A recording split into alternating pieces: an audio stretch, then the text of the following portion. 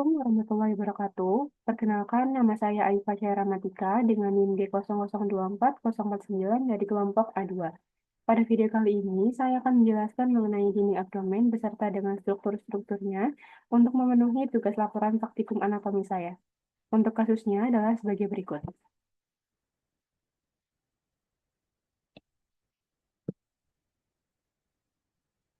Oke, baru saja flexing kasir tol tongkrongannya karena perutnya mirip roti sobek pas mereka nongkrong. Teman-temannya yang merasa insecure bertanya ke Alif bagaimana cara biar bisa six pack maksimal. Alif sebagai jimbro yang profesional memulai penjelasan tentang anatomi otot yang bikin perut jadi kotak-kotak. Pertanyaannya, yang pertama, jelaskan tentang pembagian lapisan-lapisan dinding abdomen anterior dan posterior. Kedua, jelaskan sistem otot yang ada di abdomen. Dan yang ketiga, jelaskan struktur pengantung yang menjaga organ pencernaan pada posisinya. Oke, yang pertama saya akan menjawab pertanyaan pertama mengenai lapisan dinding abdomen. Sebelumnya saya meminta maaf apabila nanti videonya nanti akan sedikit mungkin like. Saya mau nulis untuk itu.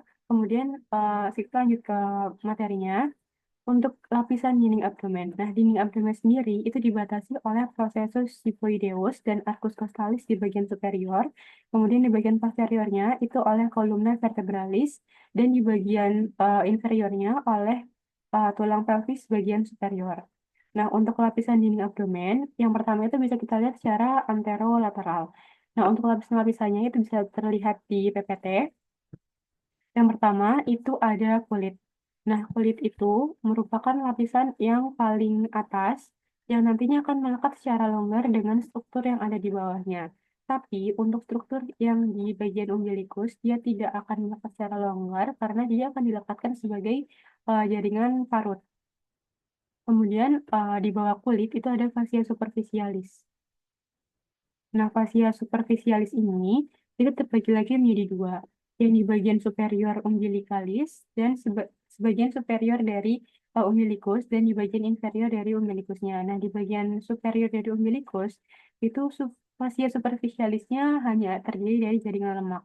Tapi untuk yang di bagian inferiornya itu tetap ada jaringan lemak, tetapi di bagian yang paling terdalamnya itu diperkuat oleh serat elastis dan juga kolagen sehingga ada dua lapisan baru yaitu lapisan fascia kamper dan juga lapisan fascia scarpa. Untuk fascia kamper itu tuh em, merupakan lapisan lemak superficial, jadi dia lebih atas daripada yang fascia scarpa. Sedangkan untuk fascia scarpa itu berupa lapisan membranosa tipis dengan sedikit atau bahkan tanpa jaringan lemak. Kemudian setelah fascia superficialis itu ada fascia profunda. Fascia profunda itu merupakan jaringan ikat tipis di bawahnya fascia scarpa. Nah, di fascia profunda ini itu ada lamina superficialis, lamina intermedia, dan juga lamina profunda. Kemudian setelah fascia profunda itu ada musculi et aponeurosis. Itu ada beberapa muskulus. Ada musculus obliquus externus abdominis. Itu di bagian sini. Di bagian paling luarnya.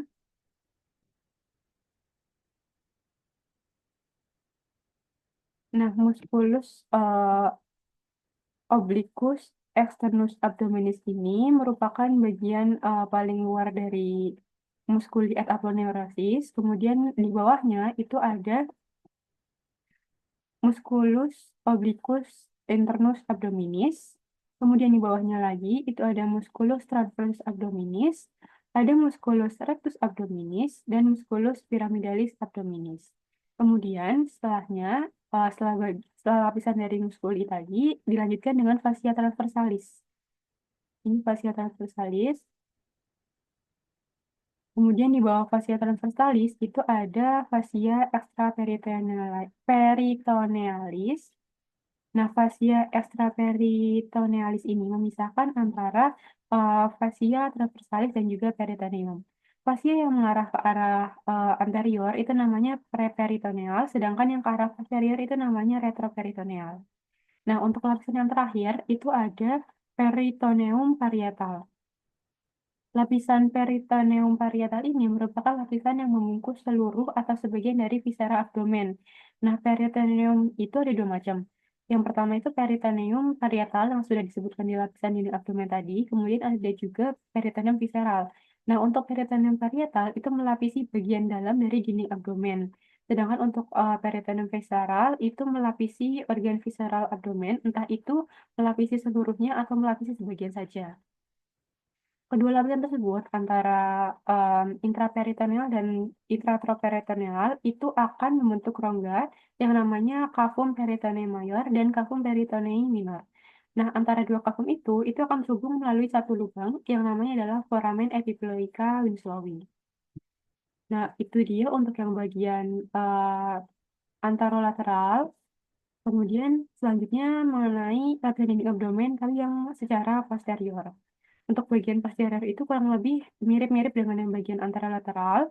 Ada kulit, fascia superficialis, musculus. Nah, di sini muskulusnya terbagi menjadi 4 lapisan.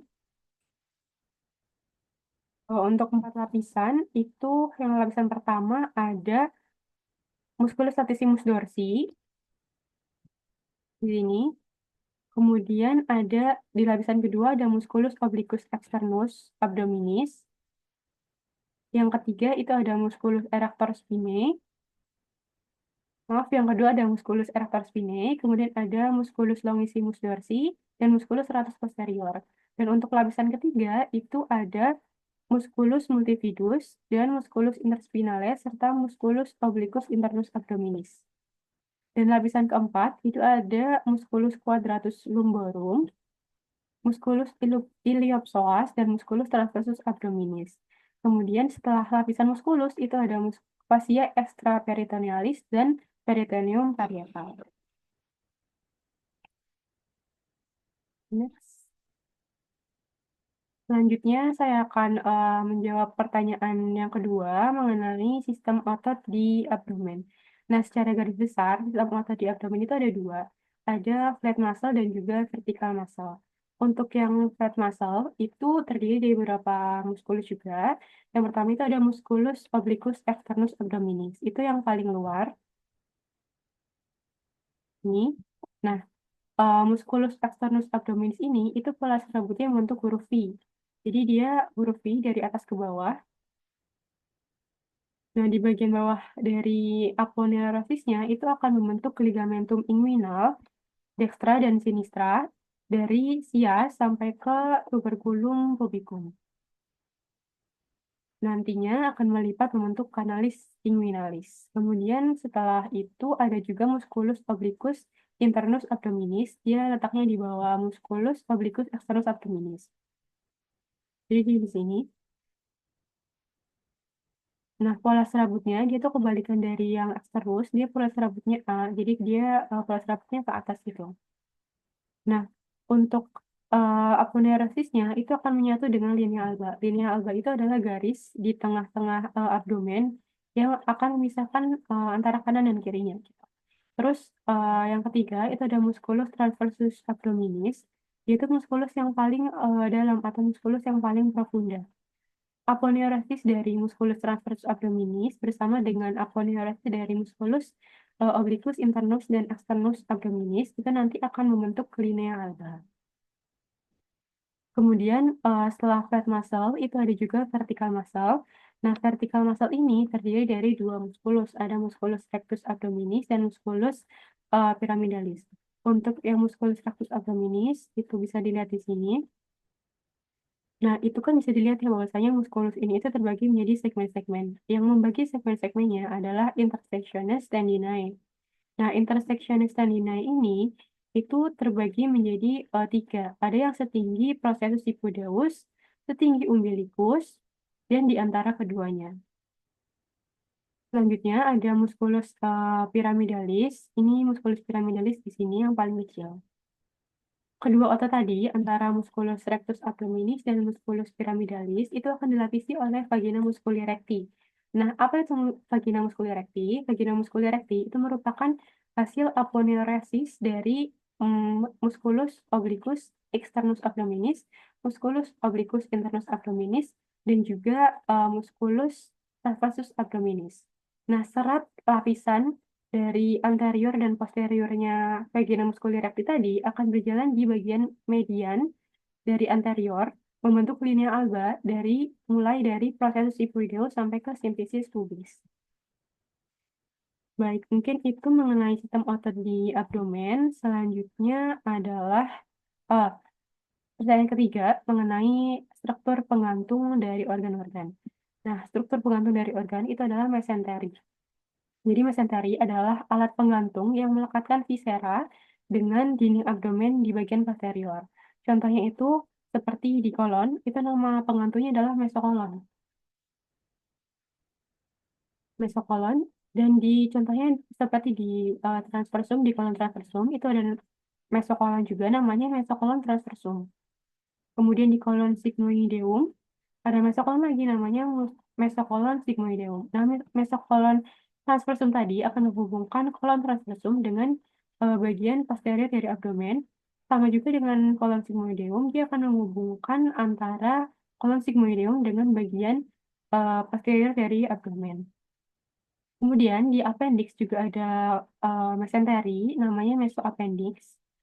Dan di intestinium tenue juga ada mesenteri, nanti namanya adalah mesenterium. Di mana mesenterium ini akan menghubungkan jejunum dan juga ileum dengan dinding posterior dari abdomen. Baik, mungkin itu saja yang bisa saya sampaikan mengenai laporan praktikum yang pertama ini, mengenai dinding abdomen. Kurang lebihnya saya mohon maaf. Terima kasih. Wassalamualaikum warahmatullahi wabarakatuh.